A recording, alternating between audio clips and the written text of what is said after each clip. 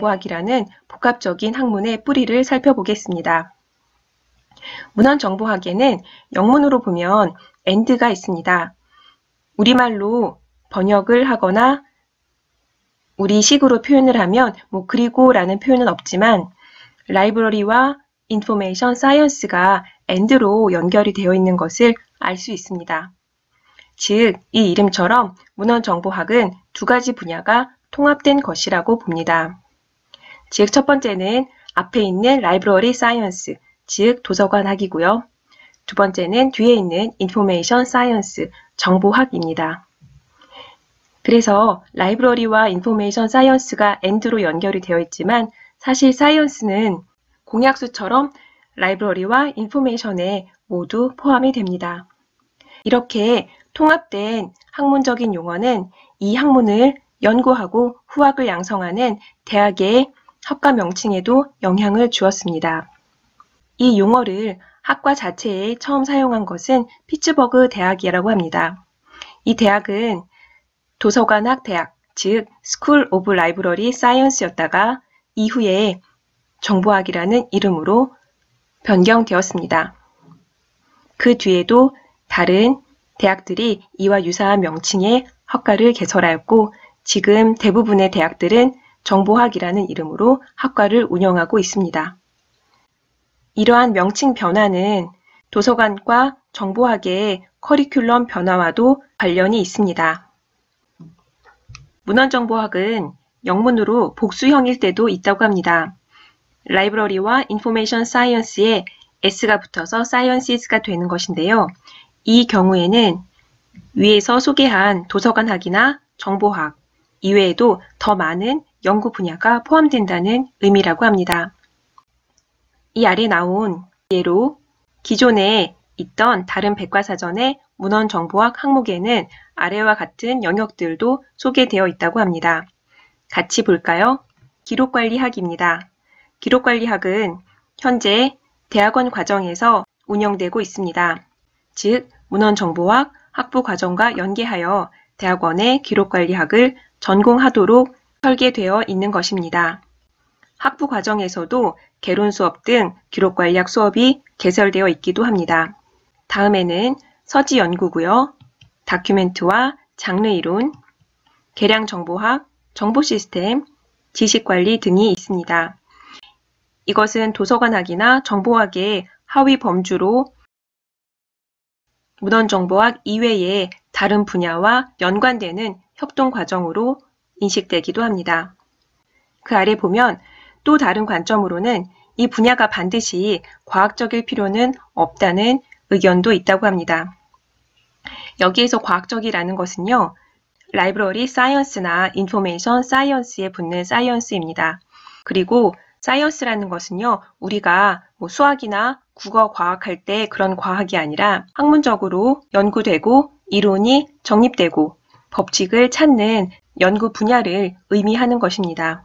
그것은 우리 분야의 정체성, 어떤 학문적인 성격을 찾는 것보다 이것이 실제로 어디에 응용이 되고 어디에 활용되는가를 실용적으로 바라보는 관점이 더 중요하다는 의미입니다. 이러한 관점은 그 아래에 보이는 바와 같이 문헌정보학을 주로 컴퓨터 공학이나 어떤 정보기술, 이러한 분야와 관련 짓는 사람들이 선호하는 방식입니다. 그러나 문헌정보학을 인문학적으로 또는 지식 분야와 연결 짓는 사람들이 보기에는 이것이 학문적이지 않다라고 생각이 되는 것이죠.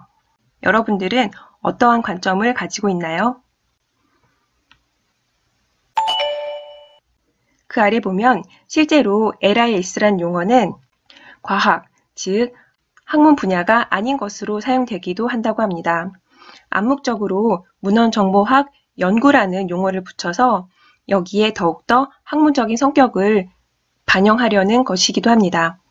이렇게 엄격한 학문 분야로서의 연구와 실용적인 현장에서의 적용을 구분하려는 입장도 있는데요.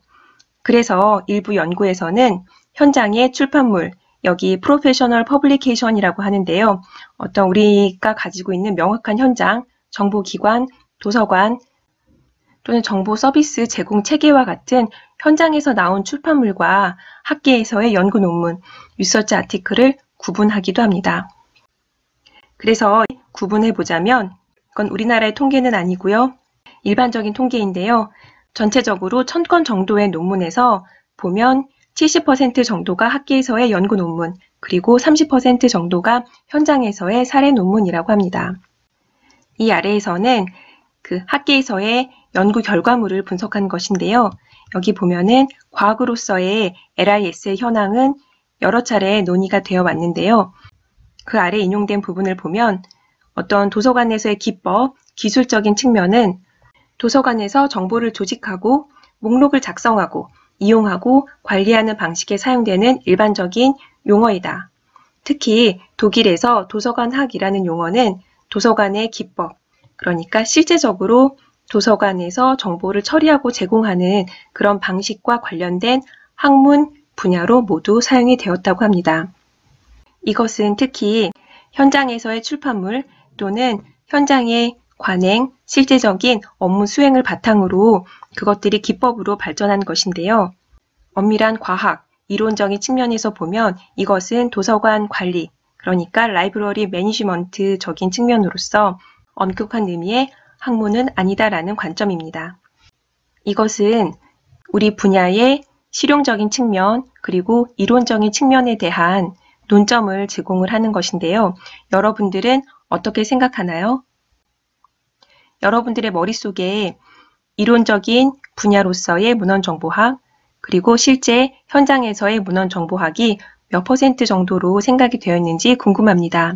이 둘 중에 어느 하나가 더 중요하다거나 우선이라기보다는 이 둘을 우리가 앞으로 어떻게 잘 조화시켜 나가야 할지 생각하는 것이 더 중요하다고 봅니다. 라이브러리 사이언스와 인포메이션 사이언스를 다른 분야로 구분하기도 합니다. 예를 들어서 연구 결과물인 학술 논문을 제공하는 데이터베이스에서는 문헌정보학에서 같은 분야로 논문을 제공하기도 하지만 도서관학과 정보학을 다른 범주로 두고 논문을 제공하기도 합니다. 그럼에도 불구하고 일반적으로 오늘날의 경향은 정보학과 문헌정보학을 동의어로 본다고 합니다. 먼저 도서관학입니다. 아마 우리에게 가장 친숙한 측면일 수 있습니다. 라이브러리 사이언스라고 하고요. 우리 분야의 유명한 학자이죠. 가브리엘 노데입니다. 가브리엘 노데는 도서관 설립을 위한 조언이라는 저작을 집필했는데요. 아마 도서관 관리에 관한 근대의 저작 중에 처음일 것이라고 합니다. 여기서 도서관 관리라고 하는 용어는 앞서 나왔었죠. 라이브러리 매니지먼트고요.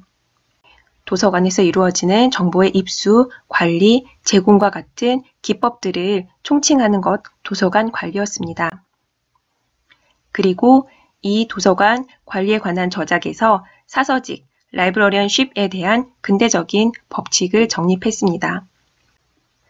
가브리엘 노데가 도서관 현장에서의 도서관 관리나 사서직에 관하여 저술했다면 그 다음에 나오는 독일어 교재로서의 도서관학은 도서관학 교육과 관련이 있습니다. 도서관에서 업무를 수행하는 전문직 양성을 위한 교육의 기틀을 잡기 위한 이 교재는 독일의 도서관학의 기틀을 잡은 것이라고 합니다.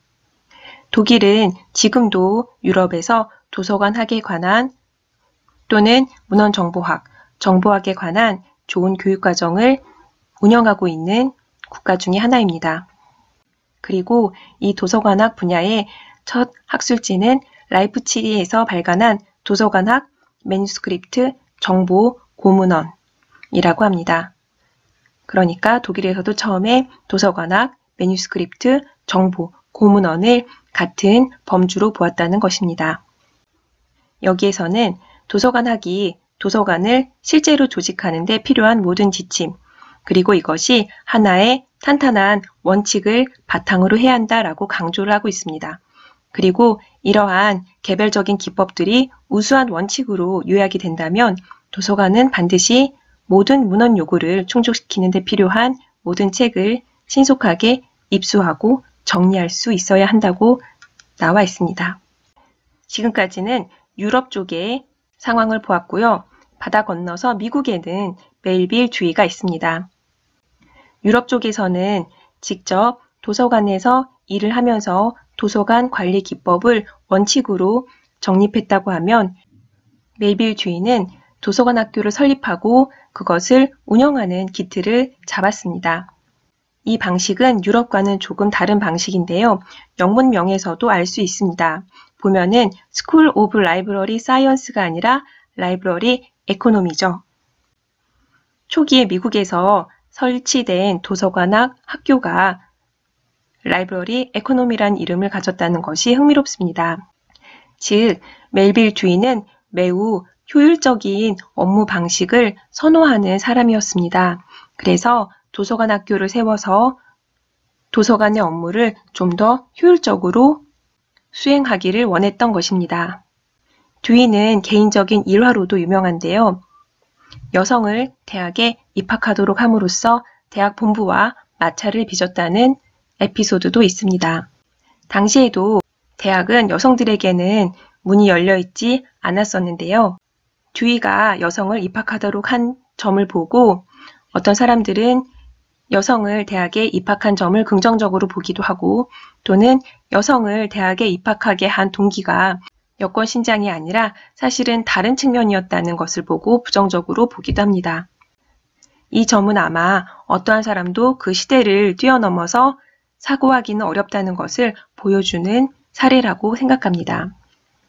듀이가 처음에 도서관 학교를 설치한 콜롬비아 대학과는 계속 마찰이 있었다고 합니다. 그래서 듀이는 도서관 학교를 다른 대학으로 옮기게 됩니다. 그 이후로 미국과 캐나다를 비롯해서 북미에는 많은 도서관 학교가 설립되었습니다. 이렇게 유럽과 미국에서 초기에 도서관학 교육과정이 설치되고 현재 많이 보급이 되어 있습니다. 이 글의 저자는 그러면 이런 도서관학의 설치 또는 도서관학 교육의 시작이 우리 분야의 학문적인 기반에는 어떠한 관계가 있는가 하고 질문하고 있습니다. 그리고 독일에서 나온 도서관학이라는 용어 또는 이것을 중심으로 하는 교육 과정은 사이언스로서의 학문이 아니라 전문직의 문헌, 즉 프로페셔널 리터러처라는 것이라고 합니다. 그리고 미국의 멜빌 듀이도 마찬가지입니다. 전통적으로 어떤 학문적이고 지적인 문제를 해결하기 위한 것이라기보다는 직업적인 기술 역량을 강화하기 위한 교육 과정이었습니다. 이렇게 문헌정보학은 출발부터 어떤 전문직들이 가진 특정한 기법이나 기술들이 원칙으로 발전했다는 점에서 이론적인 학문에서는 논란이 있었는데요. 어쩌면 최근에 교육과정에서 강조되고 있는 실용성, 현장 밀착성 또는 구체적인 역량을 강화하는 교육과정을 생각하면 초기의 성격이 아마 21세기에 더 맞는 성격이 아니었나 하는 생각이 듭니다. 물론 홀랜드가 앞에서 강조한 바와 같이 현장이 발전하기 위해서는 반드시 이론적인 기반, 지적 기반이 발전을 해야 되고 이것이 다시 현장의 발전을 이끌고 상호 보완적인 역할을 해야 할 것입니다. 정리하면 유럽과 미국 모두 초기의 도서관학 교육은 실제 업무의 해결 역량을 강조했다고 생각이 됩니다. 그러나 듀이가 적용한 도서관 학교의 실제 커리큘럼을 보면 직업적인 역량뿐만이 아니라 이론적인 측면을 강조하는 것도 분명히 보이고 또 초기에 도서관 학교를 설치한 듀이는 한 해 한 해 그것을 적용하면서 커리큘럼 대폭 수정했는데요. 그 방향을 보면 직업적인 역량과 이론적인 기반을 모두 강조하는 것이라는 것을 알 수가 있었습니다. 문헌정보학의 직업적인 기술, 그리고 거기에 나온 원칙으로서의 전문직 성향과 또 학문으로서의 이론적 기반에 대한 논의는 지금도 계속되고 있습니다. 그 다음에 인용 문단을 보면요.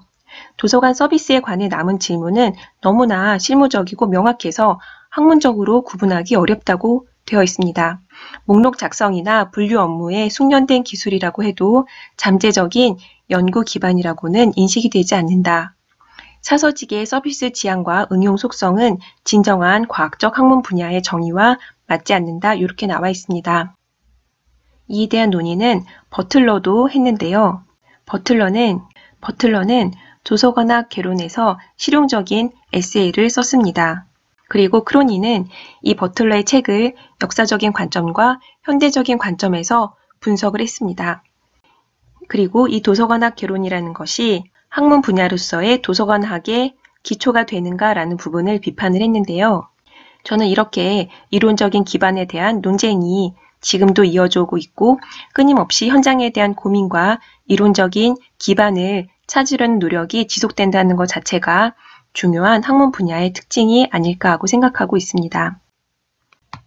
좀 더 최근으로 내려오면요.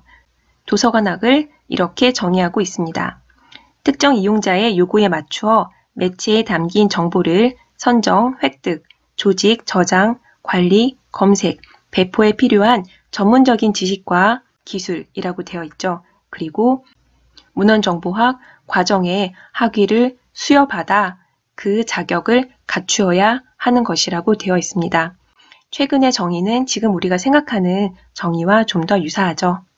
그런데 여기서 지필자는 위와 같은 백과사전의 정의가 학문으로서의 도서관학과 어떤 전문직의 영역인 사서직을 같이 취급하고 있다는 것에 유의해야 한다고 합니다.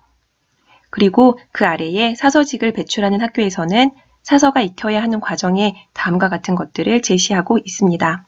자료 선정, 장서 관리, 목록 작성과 분류, 정보 서비스, 분야별 주제 문헌, 소설, 어린이와 이외, 특정 집단을 위한 문헌 이렇게 되어 있죠. 이것은 문헌정보학 분야의 주요 교과과정이기도 합니다. 이 외에도 도서관 산하, 도서관의 사회적 기능도 강조하고 있습니다. 지금까지 도서관학의 발생 과정이나 도서관학을 둘러싼 논의사항들을 알아보았습니다. 우리는 학문으로서의 도서관학, 그리고 전문직으로서의 도서관학, 그리고 사서직이라는 것을 항상 염두에 두어야 합니다. 그런데 도서관에서 주로 이루어지는 문헌 집합을 조직하고 검색하는 데 필요한 지식은 더욱더 확장되게 됩니다. 왜냐하면 정보를 입수하고 관리하고 제공하는 것은 어떠한 기관에 한정된 것이 아니기 때문입니다. 이러한 전제에서 다음 장인 정보학이 시작됩니다.